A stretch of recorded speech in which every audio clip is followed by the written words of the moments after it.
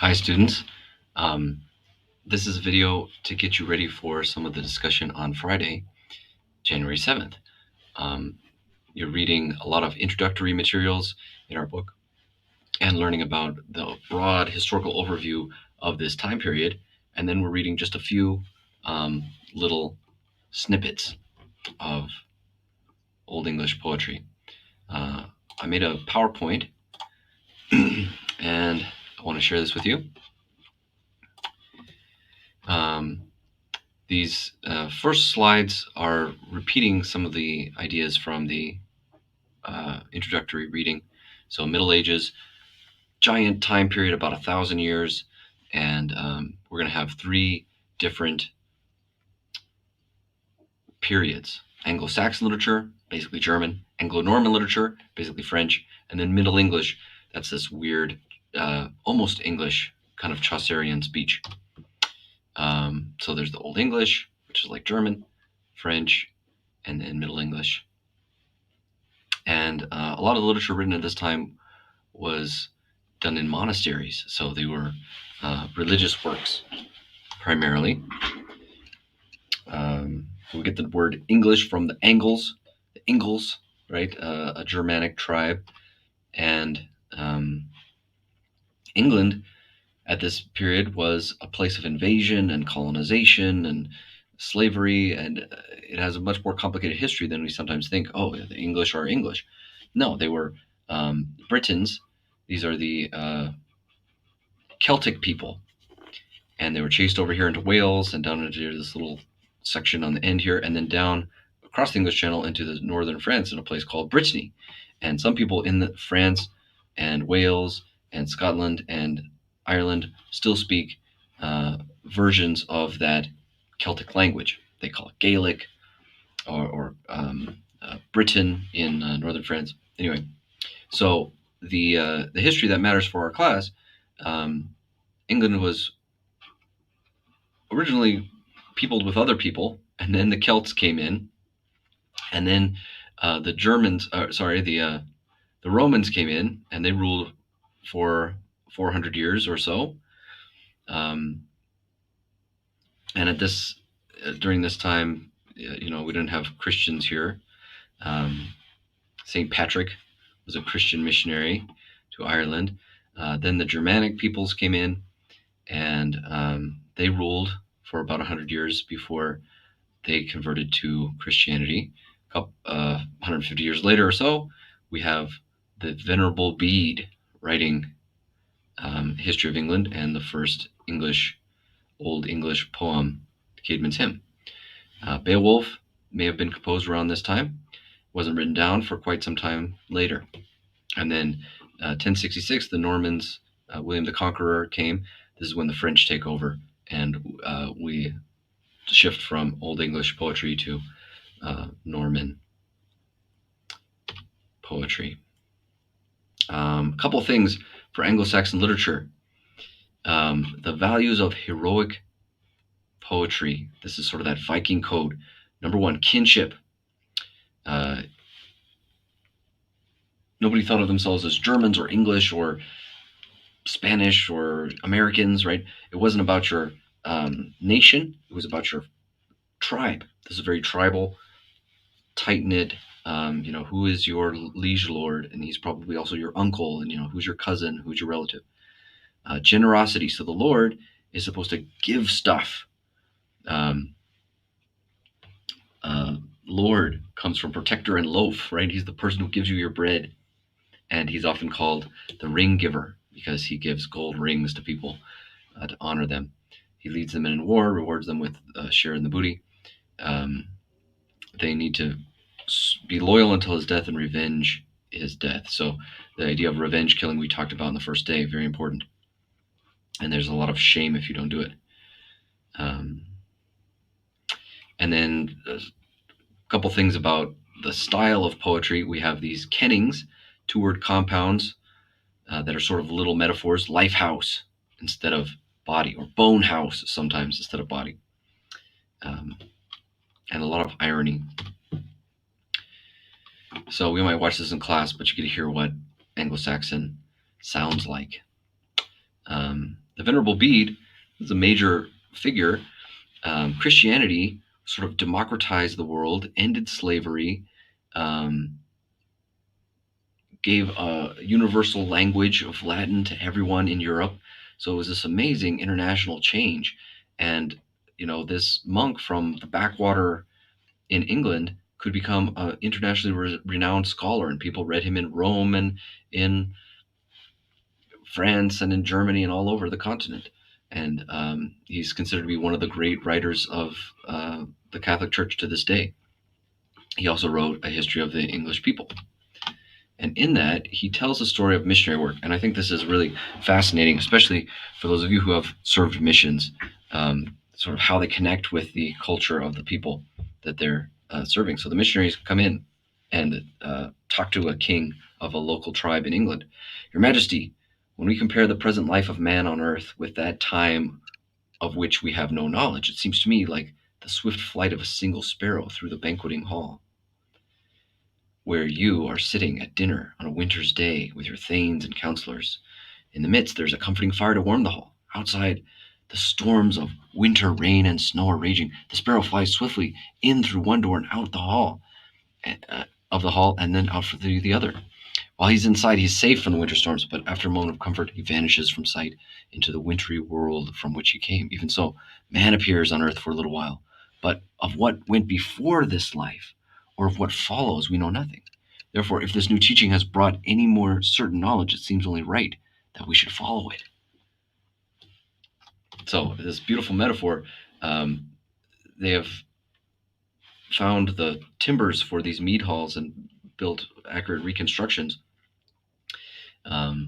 This big central lodge with a big fire in the middle and decorations, ceremonial weapons on the walls, and these carved pillars with different gods on them and things, totems like the wolf could be a symbol for the clan. And the doors were open, right? So you could imagine a little bird flying in and flying back out, and this idea of the comfort and safety in the mead hall, and then the wide world outside and the chaos outside. And I think that's a beautiful metaphor for Anglo-Saxon culture. They were trying to hold together these clans and keep their traditions in a time of great change and danger, and fighting the elements and fighting other tribes, battle and conquest and bloodshed. And Christianity offers them order even outside the mead hall. So Caedmon's hymn.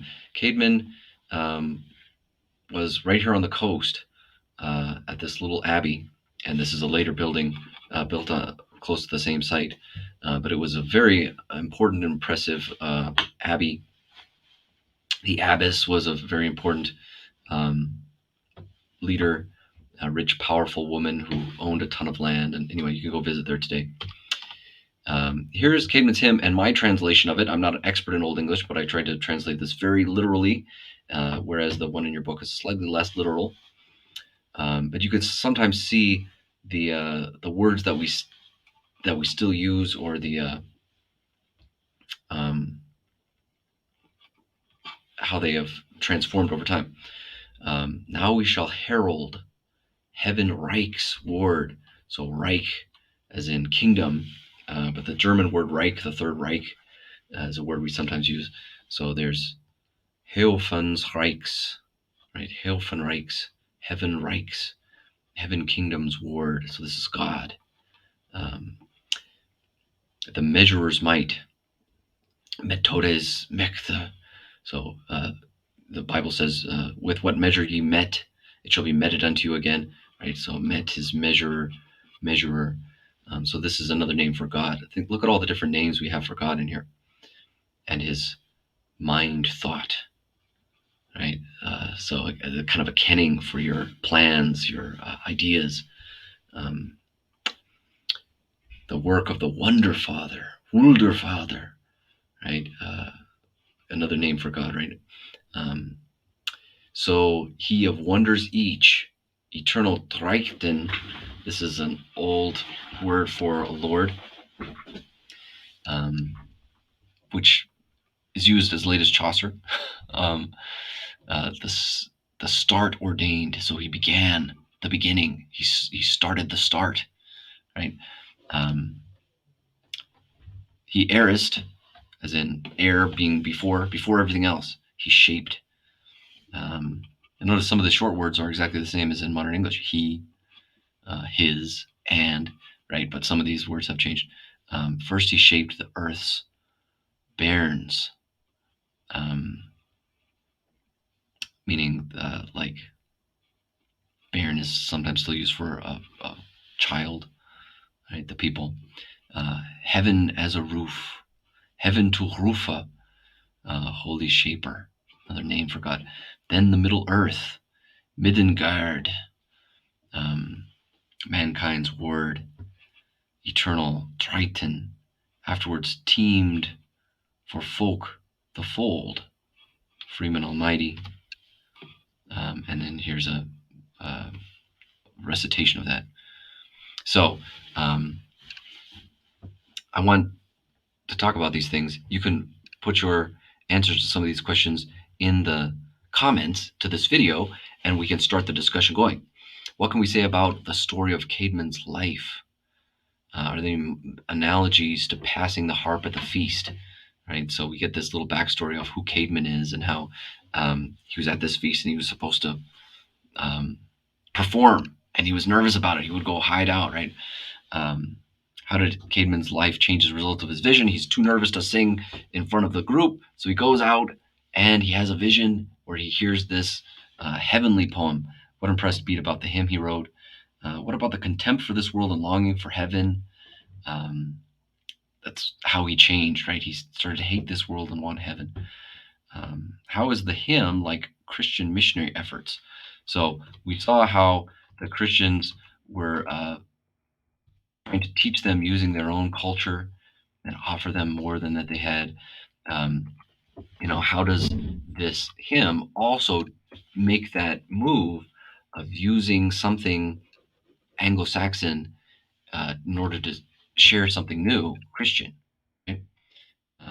There's significant patterns in the poem. How does it relate to phrases like "I am Alpha and Omega, the beginning and the end. My name shall be called Wonderful Counselor, the Mighty God, the Everlasting Father, the Prince of Peace," from the Bible. Okay, Dream of the Rood. One quick thought on this.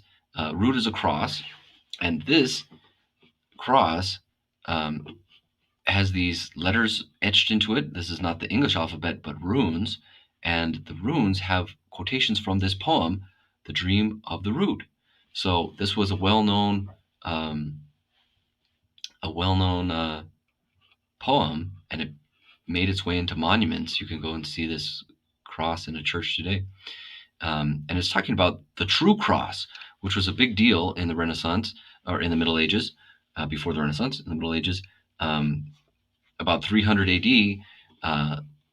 the Emperor Constantine's wife converted to Christianity, and she went to the Holy Land and found a lot of stuff that was left over from Christ's life and the life of the people in the Bible. Um, so she found Bethlehem, the cave where Jesus was born. She found the tomb where Jesus was buried. Now, of course, 300 AD, that's a long time after it actually happened. And are these the real places? We don't know. But there have been Christian churches there ever since. And one thing that she found was an actual wooden cross, and it was called the True Cross. And since that finding of that cross, this idea of the cross itself being a powerful totem um, was really widespread. They chopped it up in little pieces. They fought over the Crusades were partially fought over the true cross, and the Muslims had to give it back. And anyway, they chopped it in pieces, and different churches would have a little tiny piece of the true cross. You could touch this relic, and it could heal you and stuff. But what I wanted to see you comment on is what was your reaction to the Dream of the Rood? What in the poem fits with Anglo-Saxon warrior culture? What goes against Anglo-Saxon warrior culture? So we have this Germanic kind of Viking heroic code of fighting and honor and bravery and loyalty. Um, and then the story is told in a frame story. We have the dreamer who sees a dream, and then the cross that speaks. what's the relationship between the dreamer and the cross? So we'll have a lot of good things to talk about when we meet together. And hopefully you're able to watch this video and make a few comments, ask a few questions to start a discussion.